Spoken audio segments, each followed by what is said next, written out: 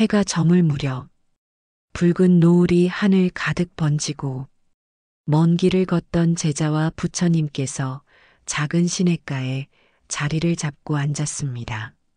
물소리가 조용히 흐르고 있었고 바람은 은은히 살결을 스쳤습니다. 제자가 조용히 입을 열었습니다. 세존이시여, 오늘 저는 한 가지 의문에 사로잡혀 있었습니다.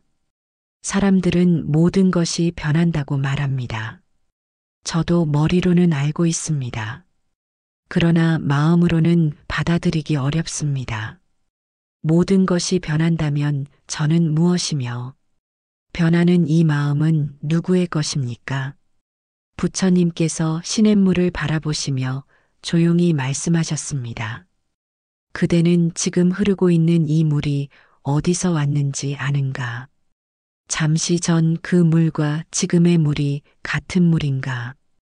제자는 대답했습니다. 같은 시냇물처럼 보이지만 사실은 이미 다른 물입니다. 계속해서 흐르고 있으니까요. 부처님께서 고개를 끄덕이시며 말씀하셨습니다. 그렇다, 그대가 몸이라 부르는 것, 마음이라 느끼는 것 또한 이와 같다.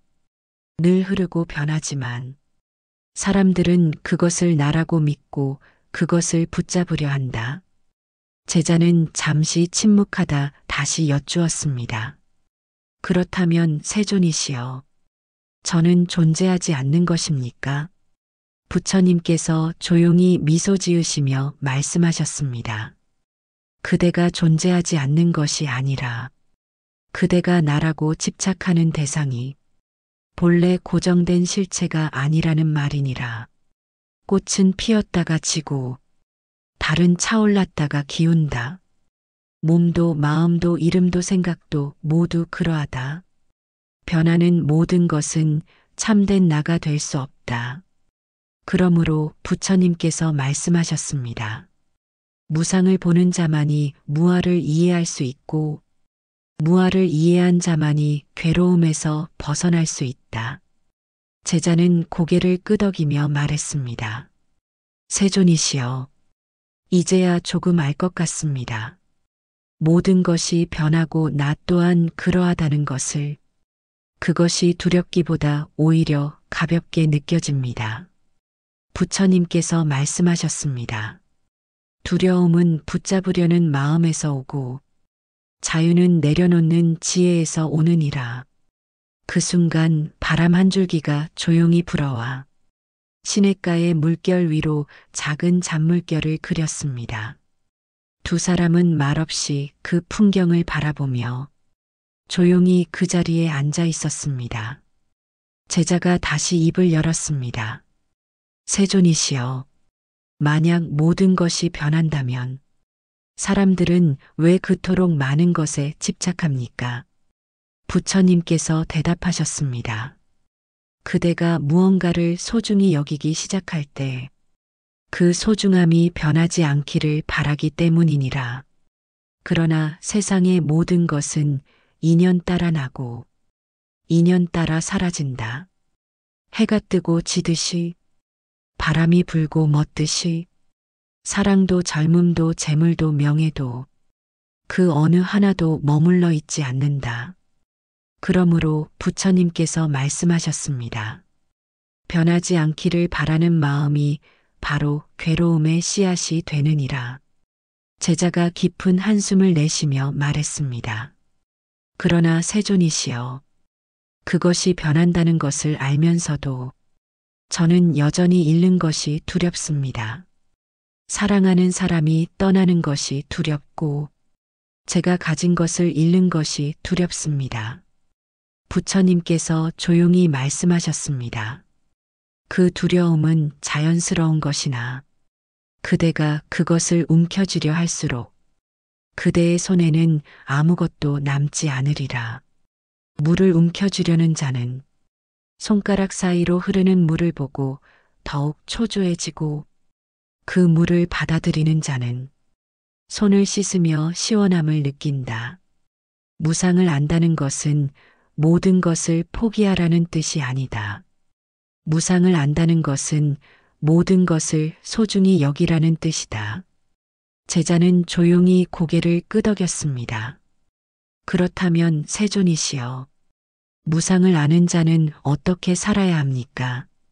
부처님께서 시냇물 위로 지는 노을을 바라보시며 말씀하셨습니다. 지금 이 순간을 온전히 살아가라.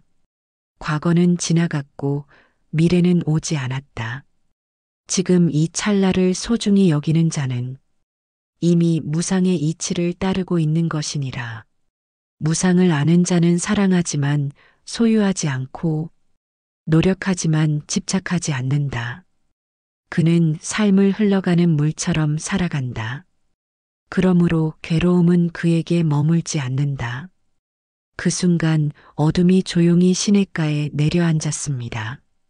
제자와 부처님은 더 이상 말을 잇지 않고 한참을 조용히 물소리를 들으며 앉아 있었습니다. 제자는 조용히 말했습니다. 세존이시여, 말씀을 듣고 보니 이제야 머리로가 아니라 마음으로 무상과 무아를 이해해 가는 것 같습니다. 그러나 저는 아직도 한 가지가 어렵습니다. 이 깨달음을 어떻게 살아가야 할지 모르겠습니다. 부처님께서 말씀하셨습니다. 무상과 무아를 아는 자는 삶을 버리지 않고 삶을 붙잡지도 않느니라. 그는 흘러가는 강물처럼 살아가며 그 흐름 속에 저항하지 않고 따를 줄 안다. 그는 사랑하되 소유하려 하지 않고 노력하되 결과에 집착하지 않으며 괴로움이 오면 그것을 바라보고 기쁨이 와도 그것에 빠지지 않는다. 무상은 그를 현재로 이끌고 무아는 그를 자유로 인도한다. 그러므로 부처님께서는 말씀하셨습니다. 지혜로운 이는 내 것을 버리고 모든 존재를 나와 다르지 않게 여긴다.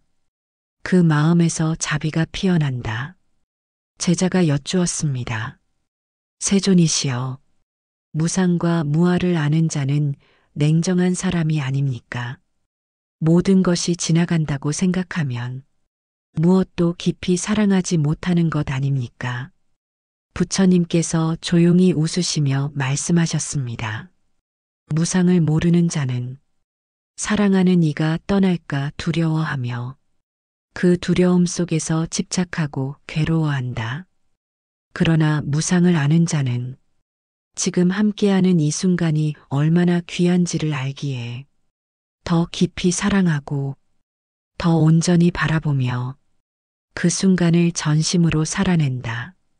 무아를 모르는 자는 모든 것을 나와 연결지으며 괴로워하지만 무아를 아는 자는 나라는 경계를 넘어서 남의 고통도 내 것처럼 여기고 남의 기쁨도 함께 나눈다. 제자는 조용히 고개를 끄덕이며 말했습니다. 세존이시여, 그렇다면 무상과 무아는 삶을 허무하게 만드는 것이 아니라 삶을 더 깊이 느끼게 하는 길이군요. 부처님께서 말씀하셨습니다. 옳다. 무상을 모르면 순간을 잃고 무아를 모르면 자신을 잃는다. 그러나 둘을 아는 자는 모든 순간을 새롭게 살아가며 자신을 내려놓아 모든 존재와 함께 호흡하느니라. 그 순간 어둠이 깊어지고 시냇가 위에 별빛이 떠올랐습니다. 제자와 부처님은 조용히 그 빛을 바라보며 침묵 속에서 수행처럼 앉아 있었습니다. 제자가 조용히 다시 여쭈었습니다. 세존이시여, 말씀을 듣고 보니 저도 이제 조금씩 무상을 이해할 수 있을 것 같습니다. 그러나 저는 여전히 이 마음이 흔들립니다. 무상을 아는 자는 어떻게 살아갑니까? 부처님께서 말씀하셨습니다. 무상을 아는 자는 고요히 깨어있는 자와 같으니라. 그는 눈앞의 기쁨이 영원하지 않음을 알고 괴로움 또한 머물지 않음을 안다. 그래서 그는 기쁨에 취하지 않고 괴로움에 짓눌리지 않는다. 그는 항상 지금 이 순간을 살아간다. 세상의 일은 구름처럼 오고 간다. 사람의 말은 바람처럼 스쳐간다. 몸의 병은 찾아왔다가 물러가고 마음의 슬픔도 머물지 않는다. 그러므로 부처님께서는 말씀하셨습니다. 지혜로운 자는 흐르는 것을 막지 않고 머무르지 않는 것을 잡으려 하지 않는다. 제자가 물었습니다.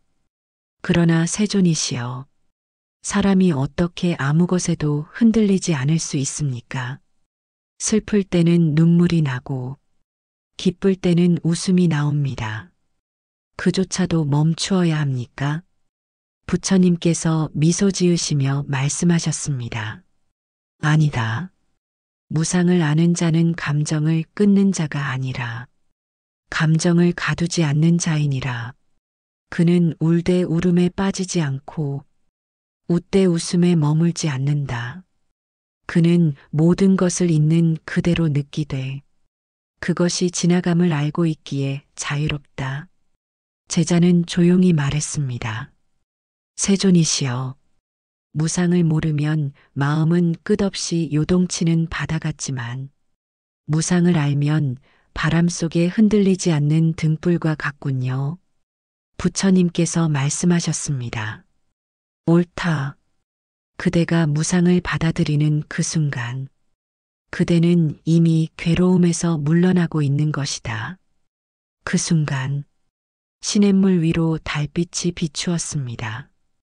제자는 그 잔잔한 빛을 바라보며 마음 깊은 곳에서 잔잔한 평온을 느꼈습니다. 제자는 다시 고개를 들어 부처님을 바라보며 말했습니다. 세존이시여, 모든 것이 변한다는 것을 받아들이려 하니 또 하나의 의문이 생깁니다. 그렇다면 저는 누구입니까? 변하는 이 몸도 마음도 나 아니라면 무엇이 저입니까? 부처님께서 시냇가에 조약돌 하나를 집어들며 말씀하셨습니다. 이 돌은 언제부터 돌이었느냐? 산에서 굴러온 흙덩이였을 때인가? 비바람에 깎여 모양이 잡혔을 때인가? 시냇가에 머물며 누군가가 이름을 붙였을 때인가? 제자가 말했습니다. 생각해보니 어느 순간을 짚어 돌이라 하기 어렵습니다.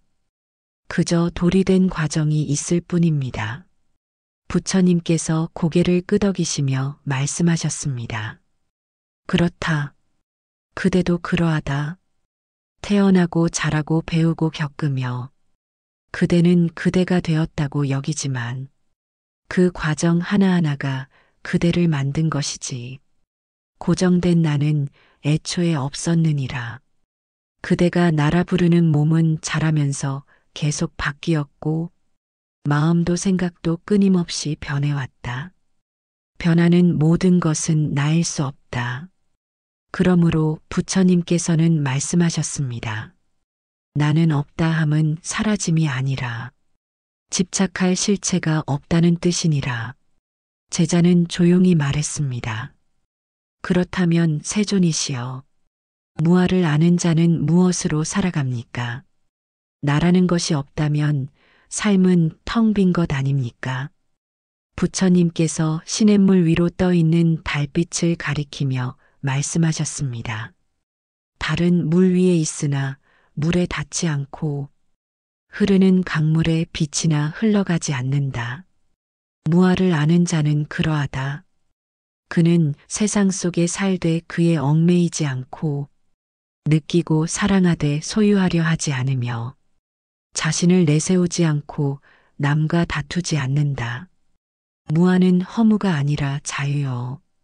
나의 것이 없기에 빼앗길 것도 없고 지킬 것도 없기에 괴로움도 없느니라.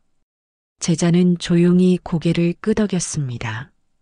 마치 안개 속을 걷다 문득 맑은 하늘을 본 듯한 표정이었습니다. 그 순간 시냇물 너머로 바람이 불어와 등불 위의 불꽃을 살짝 흔들었습니다. 그러나 불꽃은 꺼지지 않았습니다.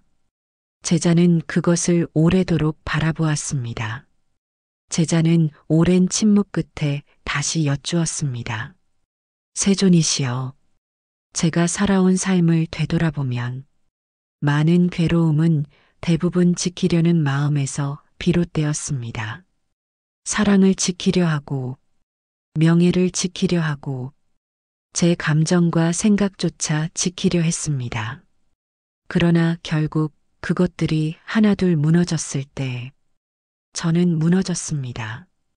부처님께서 조용히 말씀하셨습니다. 그대는 모래 위에 성을 쌓고 그 위에 앉으려 했기 때문이다. 모래는 본래 흩어지는 것이니라. 변하는 것을 붙잡으려 할수록 마음은 더 크게 무너지게 된다. 무상을 모르는 자는 마치 내일도 오늘 같기를 바라고 사랑하는 사람과의 인연이 끝나지 않기를 바라며 자신의 생각이 옳고 영원하길 바란다. 그러나 부처님께서는 말씀하셨습니다. 고정된 것이 없기에 그 집착은 끝내 고통이 된다.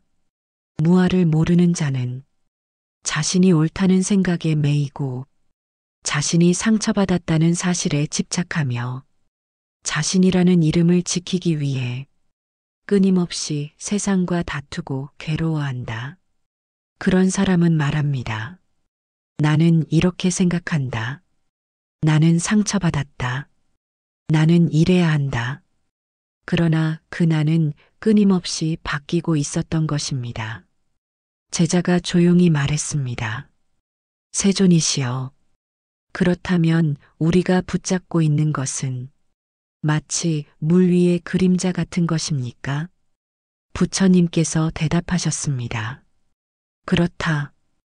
그림자는 잡으려 할수록 흐려지며 물은 움켜질수록 빠져나가느니라. 그러므로 무상을 모르고 무아를 모른다는 것은 흐르는 강물 위에 집을 짓고 그곳에 눕기를 바라는 것과 같다. 집은 지어지지 않을 것이며 기대는 무너지고 결국 고통이 생긴다. 제자는 한동안 아무 말이 없었습니다.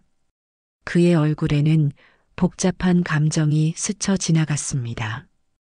그리고 마침내 조용히 말했습니다. 세존이시여, 무상을 모르고 무아를 모른 채 살아가는 것이 이토록 괴로운 일이었음을 이제야 깨달을 것 같습니다. 부처님께서 말씀하셨습니다. 그대가 지금 깨닫고 있는 그 고통이 바로 지혜의 시작이니라. 제자는 조용히 말했습니다. 세존이시여, 말씀을 듣고 보니 이제야 머리로가 아니라 마음으로 무상과 무아를 이해해 가는 것 같습니다. 그러나 저는 아직도 한 가지가 어렵습니다.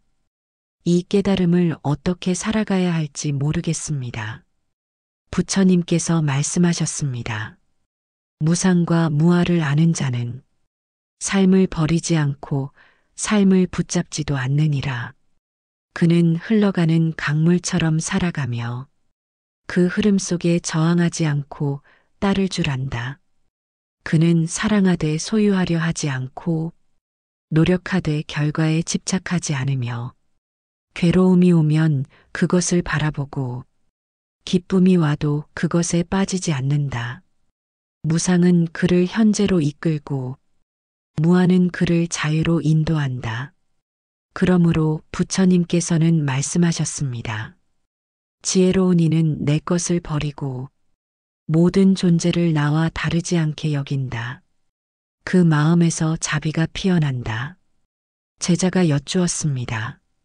세존이시여, 무상과 무아를 아는 자는 냉정한 사람이 아닙니까? 모든 것이 지나간다고 생각하면 무엇도 깊이 사랑하지 못하는 것 아닙니까? 부처님께서 조용히 웃으시며 말씀하셨습니다. 무상을 모르는 자는 사랑하는 이가 떠날까 두려워하며 그 두려움 속에서 집착하고 괴로워한다.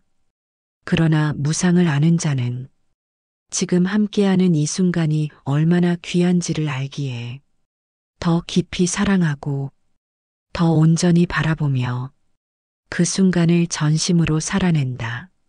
무아를 모르는 자는 모든 것을 나와 연결지으며 괴로워하지만 무아를 아는 자는 나라는 경계를 넘어서 남의 고통도 내 것처럼 여기고 남의 기쁨도 함께 나눈다. 제자는 조용히 고개를 끄덕이며 말했습니다.